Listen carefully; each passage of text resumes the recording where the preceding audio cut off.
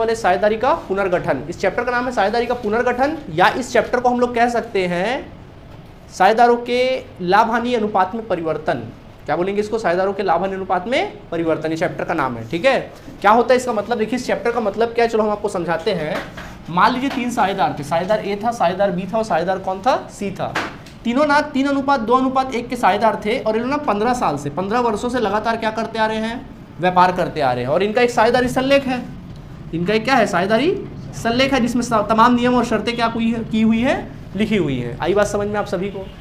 अब 15 वर्षों से व्यापार करते करते करते करते लोग बोर हो गए। अब इन्होंने डिसीजन लिया कि हम लोग जो हमारा जो लाभ वगैरह है ना, जो लाभ हानि विभाजन अनुपात है, उसको हम लोग चेंज करेंगे। अब इन्होंने निर्णय लिया कि 15 वर्षों से लोग 3:2:1 में विभाजित करते थे लाभ। अब इन्होंने निर्णय लिया कि अब से हम लोग लाभ जो बांटेंगे कैसे बांटेंगे? बराबर बराबर बांटेंगे। देखो लाभ हानि अनुपात पहले 3:2:1 था, अब लाभ हानि अनुपात क्या हो गया? बराबर हो गया कि नहीं हो गया? मतलब इनके लाभ हानि अनुपात में क्या हो गया? परिवर्तन। और इसी के साथ जैसे ही वो लोग लाभ हानि अनुपात में परिवर्तन करते तो इसी के साथ बहुत सारी चीज़ों में परिवर्तन होते हैं। ख्याति में हिस्सेदारी का परिवर्तन हो जाता है, संपत्तियों में जो लाभ या हानि होती है उसमें जो हिस्सेदारी होती है उसमें परिवर्तन हो जाता है। इनके बहुत सारे सामान्य संचय और अविभाजित लाभ इन्होंने रखे होंगे, उसमें उनका जो हक है वो क्या हो जाता है? बदल जाता है।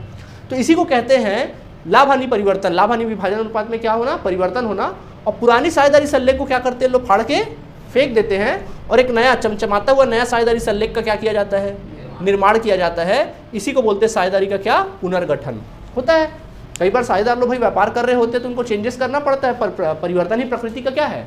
नियम है। तो भाई परिवर्तन करना है, तो जब परिवर्तन होता है साझेदारी सल्लेख में तो पुराना साझेदारी सल्लेख फाड़ के फेंक दिया जाता है, डस्टबिन में डाल दिया जाता है और एक नया साझेदारी सल्लेख बनाया जाता है नए नियमों के साथ। तो इसी को हम लोग कहते हैं साझेदारी का क्या? पुनर्गठन। क्या कहेंगे? साझेदारी का पुनर्गठन। अब देखिए इसमें होता क्या है, जैसे आप क्वेश्चन को देखिए, साझेदारों का पहले पुराना अनुपात था, कुछ पुराना अनुपात कितना था? 3:2:1 था, जबकि नया अनुपात क्या था? 1:1:1। अब गौर से अगर देखा जाए, इसको गौर से अगर देखा जाए तो मान लीजिए इनका ख्याति की बात करते हैं। अगर मैं ख्याति की बात करूं तो मान लीजिए अगर इनके व्यापार की ख्याति का मूल्य 60,000 रुपये है। कितना रुपया है? 60,000 रुपये है। ठीक है, तो इस 60,000 में पहले इनका हक कैसे रहा होगा? ए, बी और सी का पुराने अनुपात के हिसाब से हक कैसे रहा होगा? 30,000 ए का हिस्सा रहा होगा, 20,000 बी का हिस्सा रहा होगा, सी का हिस्सा कितना रहा होगा? 10,000 रहा होगा। सही बात है कि नहीं है? लेकिन जैसे ही परिवर्तन हुआ तो यह हक क्या हो गया? बदल गया। अब 60,000 रुपये की ख्याति पर अब इनका हक कैसा है? नए हिसाब से 20,000, 20,000 और 20,000 नए अनुपात के हिसाब से। समझ में आया कि नहीं आया? तो देखो कहानी क्या हो रही है, ये पुरानी बात है पुराना अनुपात के हिसाब से और ये नया अनुपात के हिसाब से है। पुराने हिसाब से देखा जाए तो ए को ख्याति में कितना हिस्सा था? 30,000 था, लेकिन आज कितना है? यानी ए को 10,000 का नुकसान हो रहा है। बी पहले कितना था? आज भी कितना है? तो बी को कोई फर्क नहीं पड़ रहा है। जबकि सी का देखो पहले कितना था और आज कितना है? 20,000 हिस्सा बढ़ गया उसका। तो ऐसे बहुत सारे परिवर्तन होते हैं, ऐसे ही परिवर्तन लाभ आपके साथ होते हैं। तो वही सारी बातें हम किसमें पढ़ने वाले? साझेदारी का पुनर्गठन। तो जब भी अगर साझेदारी का पुनर्गठन की बात आए तो तुरंत आपके दिमाग में क्या आएगा कि जो भी अनुपात है उसमें क्या करना? परिवर्तन करना।